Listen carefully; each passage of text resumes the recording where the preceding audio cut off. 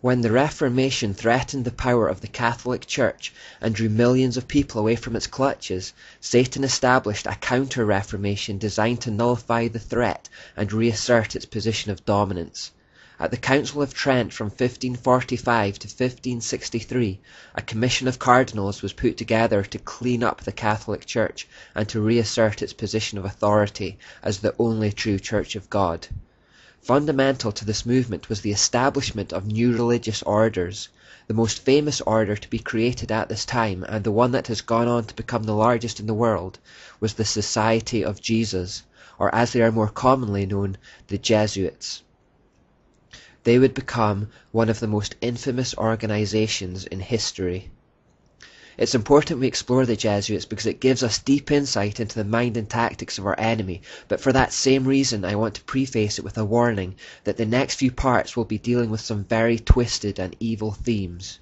The founder of the Jesuits was a man called Don Inigo Lopez, who was born into an extremely wealthy family in the Basque region of Spain in 1491.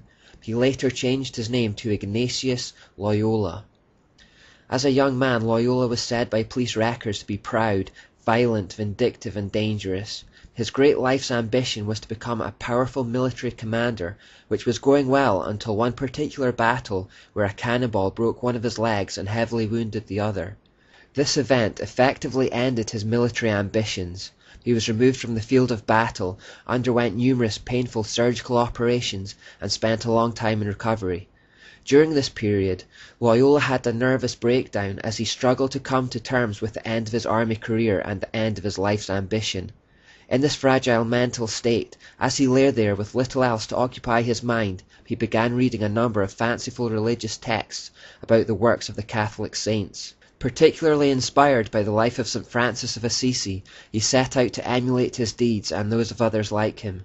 He began to envision Jesus as a type of great military commander, and thought that although his physical army career was over, he could instead become a kind of general in Jesus' army instead, the goal of which would be to capture the world. Now as a cripple, he made his way across Spain to the mountains of Montserrat, where there was a Benedictine monastery.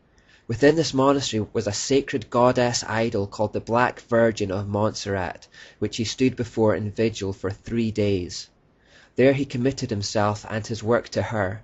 By doing so, he committed himself to the demonic goddess Asherah. From here, he decided that he would go to Jerusalem and conquer the Muslim world for Catholicism.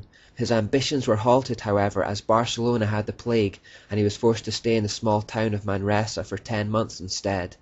For those 10 months he lived in a cave, torturing himself physically and mentally, until he began to have dreams and visions. Through these hallucinations he claimed that the secret doctrine of the Catholic Church was taught to him by a form in the air near him, and this form gave him much consolation because it was exceedingly beautiful.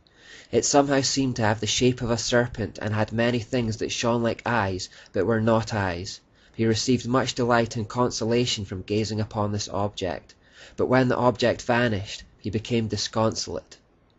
Here we see the telltale signs of a demonic cave revelation, exactly like that which Muhammad experienced. More explicitly than Muhammad's encounter, the being came in the form of a serpent rather than an angel of light. Similar to Muhammad, Loyola found himself prone to depression after contact. After the 10-month period in the cave, Loyola proceeded to Jerusalem, where he approached the Franciscan monks. They told him to go home as they did not want any political trouble. It was upon his return to Spain that he started formal training by studying theology at various universities.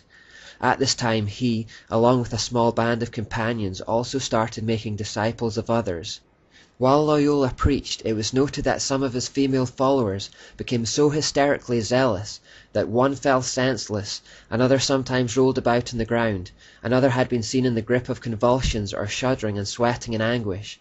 Clearly demonic activity was at work following his cave experience and commitment to the demonic Asherah idol, and for the rest of his life he was known for having mystic powers. In the coming years he would be thrown into jail twice under the suspicion that he was a member of the Alumbrado, or as we know them, the Illuminati, and we'll discover more about them later. The description of people falling senseless and going into convulsions may remind you of scenes from Christian churches in recent times. To deal with that, I want to refer you to a 3-part series called Kundalini Warning, which I'll provide links for below. Please watch all the way to the end for a balanced opinion. By 1534, Ignatius Loyola had 6 key companions, all of whom he had met at university, and they formed the initial military brotherhood of the Society of Jesus. On the morning of 15th of August 1534, they met in the crypt of the Church of Our Lady of the Martyrs at Montmartre, and took solemn vows committing themselves to their lifelong work. As a man with an army background, Loyola created his order with the principles and disciplines that he had been used to as a soldier. The leader demanded the unquestioning obedience from his inferiors. Loyola was made the first superior general of the order, and they began the work of opposing the Reformation and re-establishing the dominance of the Catholic Church in Europe and around the world. They made their way to Rome where, in time, their society was accepted by the Pope, who at that time was Paul III. Paul III had seen the need of such a military order to repel the progress that the Protestant Reformation was making, as the Catholic Church seemed powerless by its own means.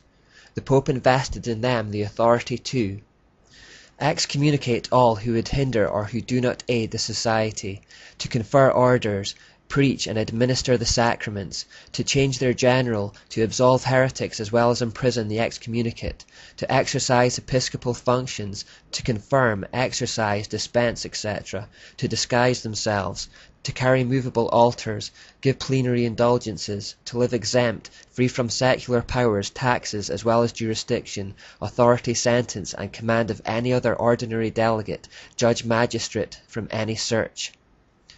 In other words, the Jesuits were given authority from the Catholic Church to operate above the law and to employ any means necessary to do their work.